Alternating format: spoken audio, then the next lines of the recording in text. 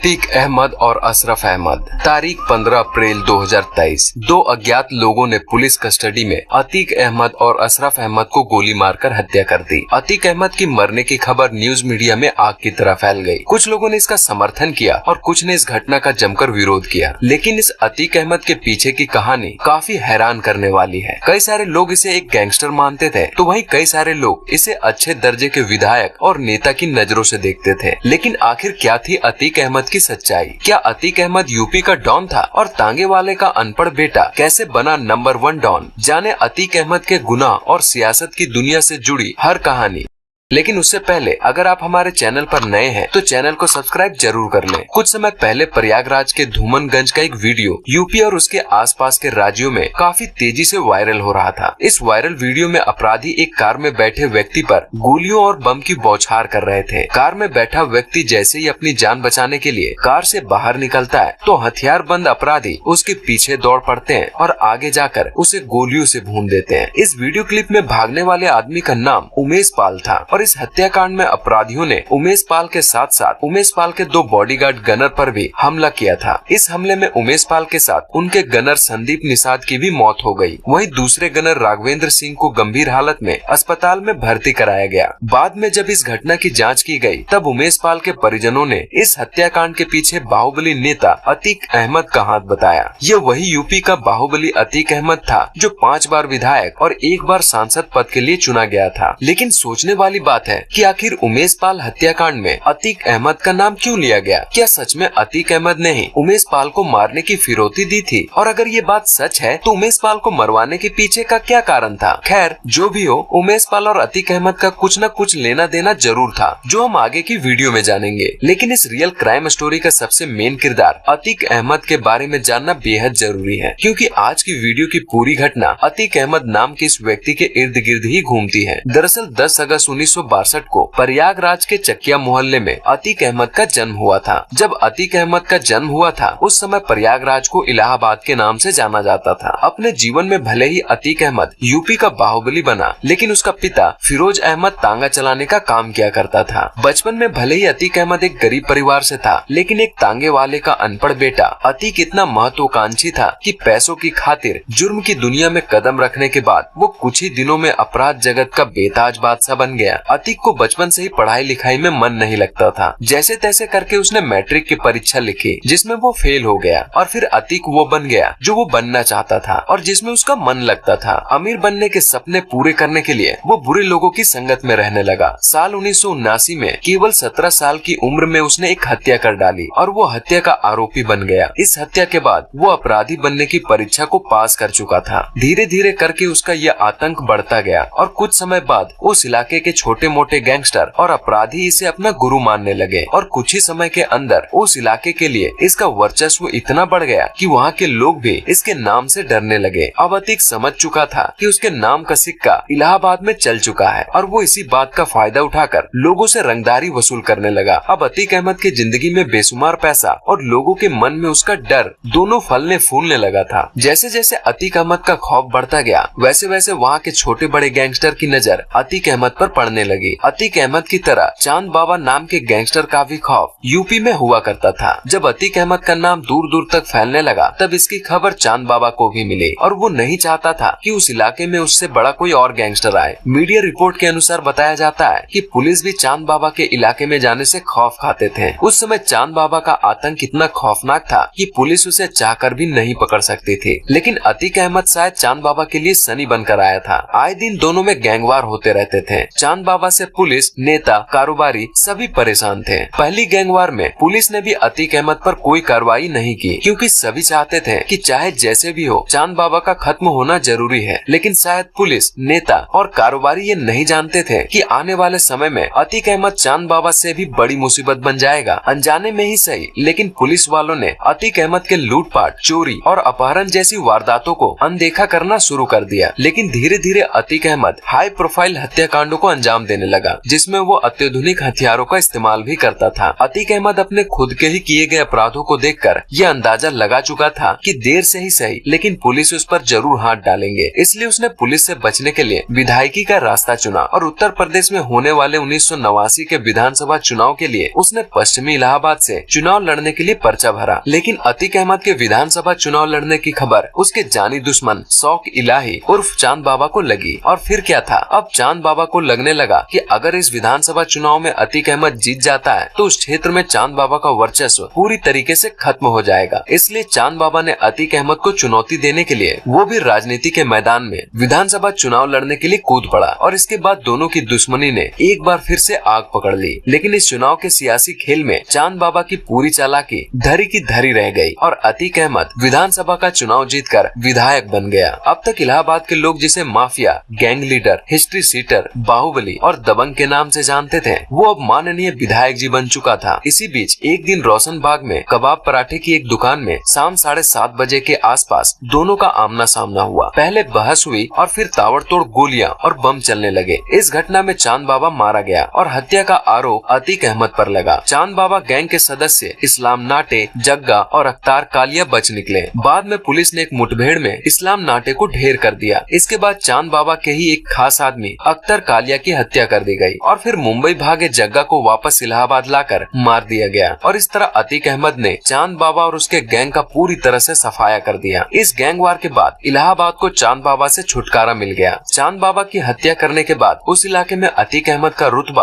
और जोरों से बढ़ गया। अतीक अहमद राजनीति का दामन थामकर अपने क्षेत्र का बाहुबली बन चुका था। अपने क्षेत्र के राजनीतिक पार्टियों के लिए अतीक अहमद इतना बड़ा नाम बन चुका था कि विधानसभा चुनाव के लिए उसके विपक्ष में किसी को खड़े होने की हिम्मत नहीं होती थी। अतीक अहमद की खास बात थी कि वो निर्दलीय होते हुए भी साल 1991 और साल 1993 में लगातार 2 बार और विधायक बना। इस बीच वर्ष 1995 में सपा राजनीतिक पार्टी के तत्कालीन विधायक जवाहर पंडित को सिविल लाइंस की सड़क पर दिन दहाड़े गोलियों से भून दिया गया। चांद बाबा के बाद प्रयागराज में ये दूसरी सबसे बड़ी राजनीतिक हत्या थी। उस समय के इलाहाबाद में इस तरह की हत्याकांड को पहली बार अंजाम दिया गया था, जिसमें AK-47 का इस्तेमाल किया गया था। राजनीतिक बैकग्राउंड और इतनी बड़ी बड़ी हत्या करने के बाद अतीक अहमद की छवि राजनीति पार्टियों में काफी ऊंची हो गई, जिसके बाद उसके साथ हर पार्टी जुड़ना चाहती थी। और साल 1996 में समाजवादी पार्टी ने उसे विधायक का टिकट भी दे दिया और पिछली बार की तरह इस बार भी उसने विधायक का चुनाव जीत लिया। चुनाव जीतने के कुछ ही समय बाद उसने शाइस्ता परवीन से शादी कर ली। 1996 तक अतीक अहमद के पास वो सब कुछ था जिसके उसने सपने देखे थे। जब अतीक अहमद अपनी चमचमाती हुई गाड़ी और अपनी पत्नी के साथ निकलता तो लोगों की आंखें बस उसी पर टिकी रहती थी। 1998 में अपनी पार्टी के कुछ सदस्यों के साथ मतभेद होने के कारण अतीक अहमद को पार्टी से निकाल दिया गया, लेकिन अभी भी अतीक अहमद राजनीति से जुड़कर रहना चाहता था। इसलिए उसने 1999 में अपना दल पार्टी के संस्थापक सोनेलाल पटेल से जाकर हाथ मिला लिया। और सोनेलाल भी अतीक अहमद के बारे में काफी कुछ सुन रखा था, इसलिए उसने उसे प्रतापगढ़ से चुनाव लड़ने का टिकट दे दिया। लेकिन इस बार उसे हार का सामना करना पड़ा। साल 2002 में विधानसभा के चुनाव का समय आया। इस बार अतीक ने अपना दल पार्टी से ही इलाहाबाद पश्चिम के सीट पर विधायकी का चुनाव लड़ने का फैसला किया और एक बार फिर से वो विधानसभा चुनाव जीतकर विधायक बन गया। और इस तरह अतीक अहमद 5 बार विधायक बना। साल 2004 में फिर से सपा में न सिर्फ उसकी वापसी हुई, मीडिया रिपोर्ट के अनुसार बताया जाता है कि उस समय अतीक अहमद मुलायम सिंह के सबसे खास लोगों में से एक हुआ करता था। इसलिए मुलायम सिंह की पार्टी से उसे फूलपुर से सांसद बनने के लिए टिकट दिया गया और वो 2004 में सांसद बन गया। ये वही फूलपुर सीट है जहां देश के पहले प्रधानमंत्री पंडित जवाहरलाल नेहरू की सीट हुआ करती थी। 2004 में सांसद चुने जाने तक अतीक ने जिस भी चुनाव में किस्मत आजमाई उसे हर जगह कामयाबी मिली। सांसद बनने के बाद भी उसके अपराधों में कोई कमी नहीं आई। उसने अपने राजनीतिक ताकत का इस्तेमाल करके अवैध जमीनों पर कब्जा करना शुरू कर दिया और कुछ ही दिनों के बाद अतीक अहमद भू माफिया की लिस्ट में नंबर 1 पर आ गया। अब अतीक अहमद सांसद बन चुका था, लेकिन अभी भी उसकी नजर इलाहाबाद पश्चिम के विधायक वाली सीट पर थी, क्योंकि उसके सांसद बनने के बाद वहाँ की सीट खाली हो चुकी थी। इस खाली सीट पर उसने अपने भाई अशरफ को सपा से विधायकी का टिकट दिलवा दिया। उसी इलाहाबाद पश्चिम के विधायक की सीट के लिए बहुजन समाज पार्टी की तरफ से राजू पाल भी चुनाव लड़ने के लिए तैयार था। कुछ समय पहले तक राजू पाल भी अतीक अहमद का खास हुआ करता था। राजू पाल पर भी कई सारे आपराधिक मामले दर्ज थे, लेकिन राजनीति में पकड़ होने के कारण उस पर भी पुलिस कोई कार्रवाई नहीं करती थी। खैर 2004 के विधानसभा चुनाव का रिजल्ट आया, जिसमें बहुजन समाज पार्टी का प्रत्याशी राजू पाल की जीत हुई और अतीक अहमद का भाई अशरफ अशरफ चुनाव हार गया। राजनीति में अपने भाई के खिलाफ हुई इस हार को अतीक अहमद ने अपनी हार समझी और राजूपाल से बदला लेने के लिए उसने षड्यंत्र रचना शुरू किया और मौका मिलते ही अतीक अहमद के हथियारबंद आदमियों ने राजूपाल की गाड़ी पर 25 जनवरी 2005 को प्रयागराज के धूमनगंज में हमला कर दिया और गोलियों से भूनकर राजूपाल की हत्या कर दी गई। पोस्टमार्टम रिपोर्ट में बताया गया था कि इस हमले में राजूपाल को 19 गोलियां लगी थी। राजूपाल के दोस्त और रिश्तेदार उमेश पाल घटना के समय उनके साथ ही थे। वो ही इस हत्याकांड के चश्मदीद गवाह थे। राजूपाल की हत्या के लिए अतीक और अशरफ पर इल्जाम लगा। इस मामले में दोनों भाइयों को जेल भी जाना पड़ा।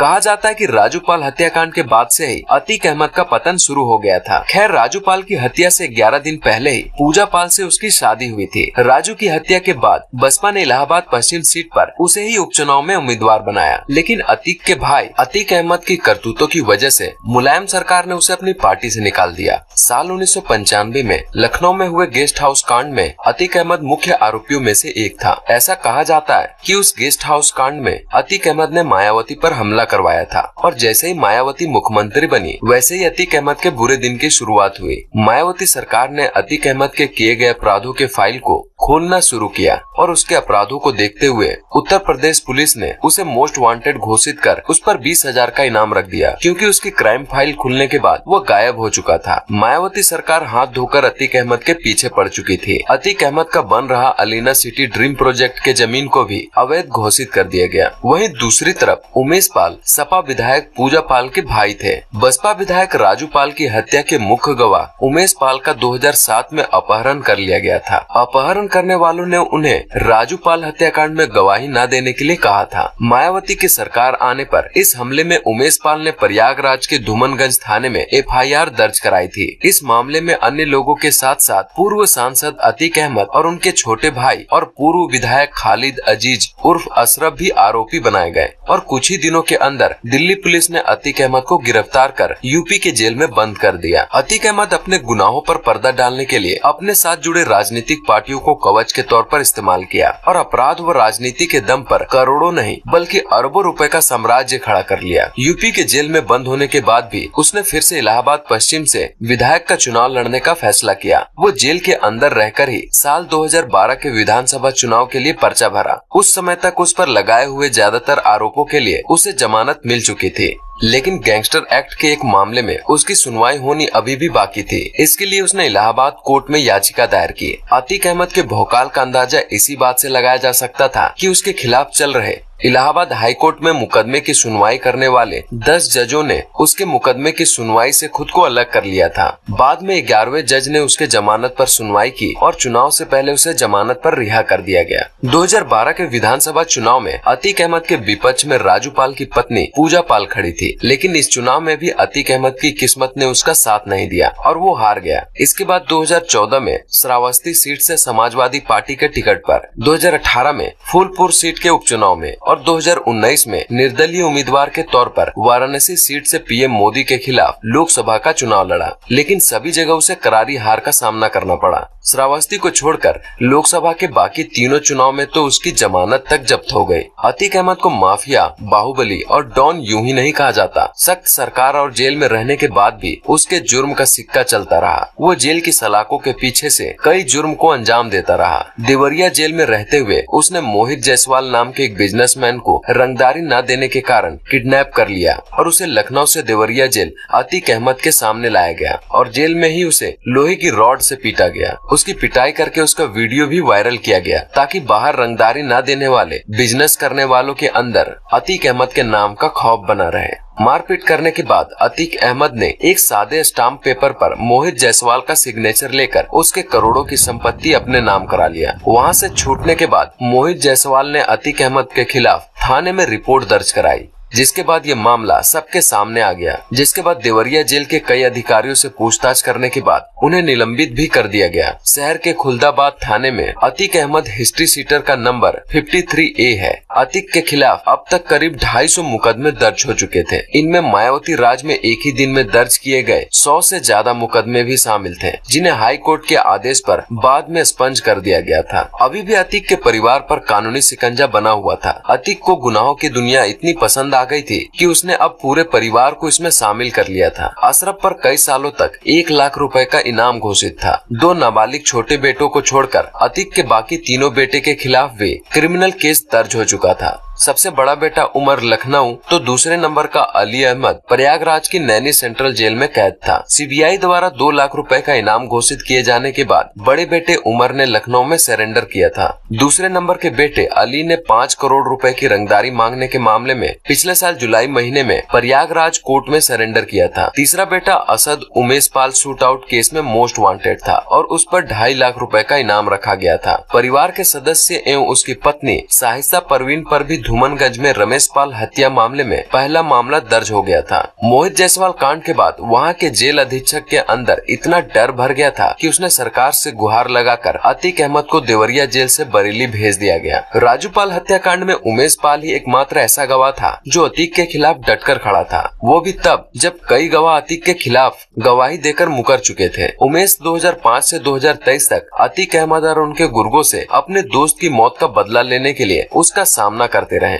लेकिन तारीख 24 फरवरी 2023 प्रयागराज में उमेश पाल जब अपने घर जा रहे थे तब गली के बाहर कार से निकलते वक्त उन पर शूटरों ने फायरिंग की और इस दौरान बम भी फेंके गए। इस हमले में उमेश पाल और उनके 2 गनर्स की मौत हो गई, जिसमें दिन दहाड़े राजू पाल हत्याकांड में गवाह उमेश पाल की हत्या कर दी गई। उमेश पाल की पत्नी ने इस मामले में अतीक, उसके भाई अशरफ समेत 9 लोगों पर मामला दर्ज कराया था, लेकिन जो भी हो उमेश ने मरते दम तक राजू पाल से अपनी दोस्ती निभाई। यूपी के मुख्यमंत्री योगी आदित्यनाथ की सरकार में अतीक और उसके गुर्गों को रडार पर लिया गया और इन सब पर गंभीरता से कार्रवाई शुरू की गई, जिसके बाद अतीक अहमद को एक के बाद एक जबरदस्त झटके लगने शुरू हो गए। गैंग पर कुल 144 कार्रवाइयां की गई। गैंग से जुड़े हुए 14 लोगों की गिरफ्तारी हुई, 22 कारोबारियों की हिस्ट्री शीट खोली गई, 14 लोगों के खिलाफ गुंडा एक्ट की कार्रवाई की गई, 68 शस्त्र लाइसेंस रद्द किए गए और अतीक अहमद के अलग अलग प्रकार के अवैध संपत्तियों को भी जब्त किया गया। अतीक को कुल मिलाकर 2368 करोड़ रुपए की आर्थिक चोट पहुंची, लेकिन इसके बावजूद भी अतीक अहमद का वर्चस्व यूपी में कम नहीं हुआ। योगी सरकार बनने के बाद भी सरकारी तंत्र अतीक के इशारों पर नाचता रहा। मायावती की सरकार ने माफिया के परिवार का संरक्षण करने के लिए कुछ महीने पहले अतीक की पत्नी को प्रयागराज से अपनी पार्टी की तरफ से मेयर का उम्मीदवार बनाया था और वो खुलकर परिवार का बचाव कर रही थी। कहा जाता है हर अपराध का अंत जरूर होता है और शायद 15 अप्रैल 2023 वही तारीख थी जिस दिन माफिया अतीक अहमद और अशरफ के अपराधों का अंत लिखा था। इसी तारीख को 2 लोगों ने पुलिस सुरक्षा के घेरे के अंदर ही अतीक अहमद और अशरफ को गोलियों से भून डाला। इस हत्याकांड को अंजाम देने वाले लड़कों का नाम अरुण मौर्य, सनी और लवलेश तिवारी था। इन तीनों को खबर थी कि पुलिस मेडिकल के लिए अतीक अहमद और अशरफ को लेकर आने वाले हैं। ये खबर मिलते ही तीनों पत्रकार बनकर पुलिस के पीछे पीछे पहुंच गए और जैसे ही अतीक अहमद और उसका भाई अशरफ मीडिया के सवालों का जवाब देने लगे, तीनों ने ताबड़तोड़ फायरिंग शुरू कर दी। इस दौरान करीब 18 राउंड गोलियां चली, जिनमें से 8 गोली अतीक अहमद को लगी। दोनों की मौके पर ही मौत हो गई। अतीक अहमद हत्याकांड में शामिल सनी हमीरपुर, अरुण उर्फ कालिया कासगंज, लवलेश तिवारी बांदा के क्योतरा का रहने वाला है। पुलिस की छानबीन में बताया जा रहा है कि लवलेश के खिलाफ 4 पुलिस केस है और वो लड़की को थप्पड़ मारने के आरोप में जेल भी जा चुका था। सनी सिंह हमीरपुर जिले के कुरारा कस्बे का रहने वाला है। उसका नाम कुरारा पुलिस थाने में हिस्ट्री सीटर की लिस्ट में भी शामिल है, जिसका हिस्ट्री सीट नंबर 281A है। उसके खिलाफ करीब 15 केस दर्ज हैं, जबकि अरुण ने जीआरपी थाने में तैनात पुलिसकर्मी की हत्या कर दी थी, जिसके बाद से वो फरार था और पुलिस उसकी तलाश में लगी थी। एफआईआर के मुताबिक अतीक अहमद और अशरफ को मारने वाले शूटरों ने पुलिस की पूछताछ में बताया कि वे अपराध की दुनिया में बड़ा नाम बनाना चाहते थे, इसलिए उन्होंने अतीक अहमद और उसके भाई को मार डाला और इस तरह यूपी के हाई प्रोफाइल माफिया का अंत हो गया। इस रियल क्राइम पर आपकी क्या राय है? अपनी प्रतिक्रिया हमें कमेंट बॉक्स में जरूर बताएं और अगर आपको हमारा वीडियो अच्छा लगा हो तो वीडियो को लाइक जरूर करें।